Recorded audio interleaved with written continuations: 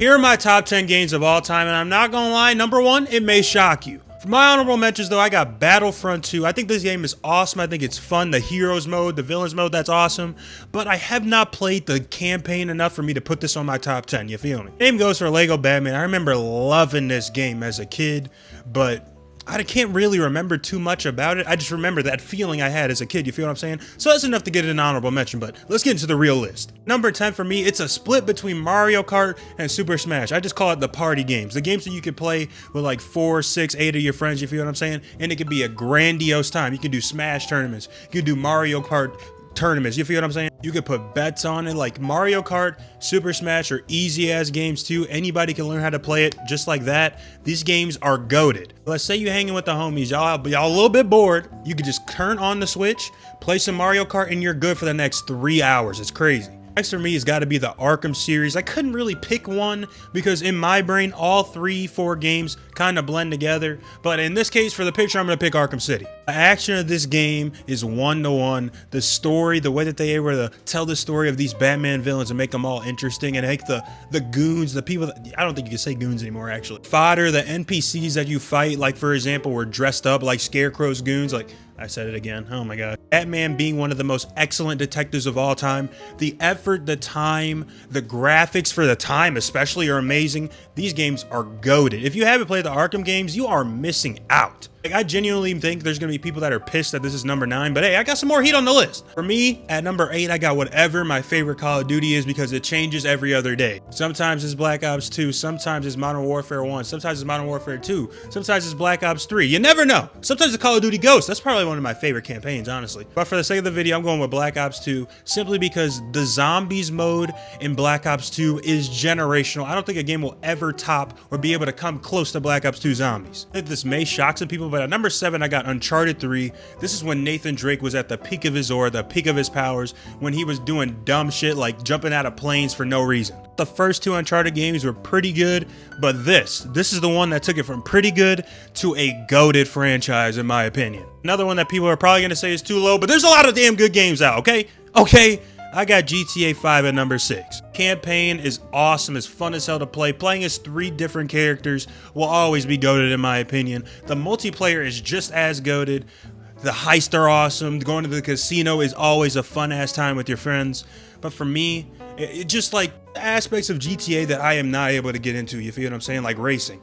I played racing with my friends and I played 1 or 2 races and I'm like, damn, I'm really not good at this racing shit. I don't want to do this anymore. It's just small stuff like that I feel like I can only play GTA for so long unless I'm playing a certain game mode. Like I can only play the campaign once. I'm not going to replay that long ass campaign again. I can only sit in the casino so many times. You feel what I'm saying? But don't get me wrong, GTA 6, why do I keep saying GTA 6? GTA 5 is goated. Take a shot every time I say goated this video. God damn. Next on the list, we got whatever my favorite Madden is, just like with 2K, just like with COD. It changes all the time. For the sake of the video, we're going to go with Madden 20. I love me some football. I play football. I'm a big Chicago Bears fan, you feel what I'm saying? So back in the day when a Madden game dropped, I was all over that shit like crack. Madden is not what it used to be. Apparently the new one's getting hyped to hell. We gonna find out and see, but Madden in this prime was special. In the 2K, next up, we got whatever my favorite 2K is. Same things can be said about football for basketball, except I never played it officially, but I think basketball is more fun to play than it is to watch, you feel what I'm saying? So when I get to play in the games, I'll be like I'm in real life. 2K11 was the one that really got me into NBA games. It really got me into the NBA in general. Seeing Michael Jordan, Chicago legend on the cover, seeing the "we playing basketball," those trailers back in the day. 2K is also taking a step back from what it used to be in its past, but honestly, I think 2K gets overhated. Hot take. It leaves me with our top 3. At number 3, I got Spider-Man 1 from 2018. Honestly, a lot of the Spider-Man games that we've gotten like in the past weren't bad, but this one blew them all out of the water. This is the best Spider-Man game that we've ever gotten.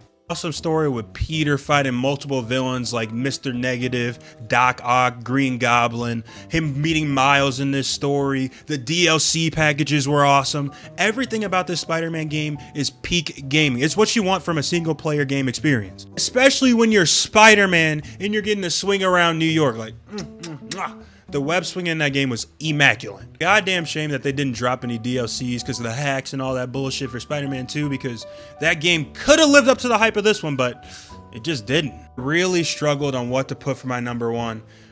But man, I kind of want to change it even doing this right now. But at number 2, I got Red Dead 2. I literally obsessed over Red Dead 2 in 2021. It was like it replaced any type of TV that I wanted to watch. I was playing Red Dead. I wanted to finish the entire game. That's how deep I was into this lore. I played the multiplayer.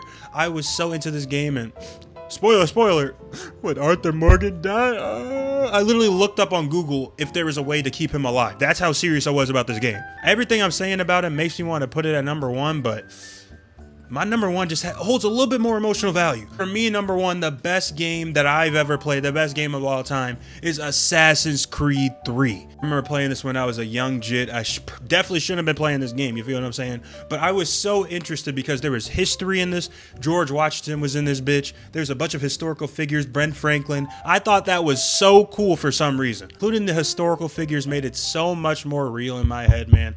I remember trying to off that nigga George Washington at least 3 times as a kid. I don't know why. I just thought, I was like, can I do this? Then you throw on top of it the fact that there's these created characters thrown into the Boston Tea Party times, and they found a way to make it make sense. This game is just, it's one of a kind. I don't think a game's ever going to be able to do it to the level of Assassin's Creed 3. That's my list, man. Shout out to you if you made it to the end of this video. This is a long one. This is a doozy. Not bad. I'm not going to drag this outro, man. I want to hear y'all favorite games of all time, and I want to hear what y'all think about my list. W list, L list. Let's talk about it in the comments down below, because you know we got to talk about it. Simple.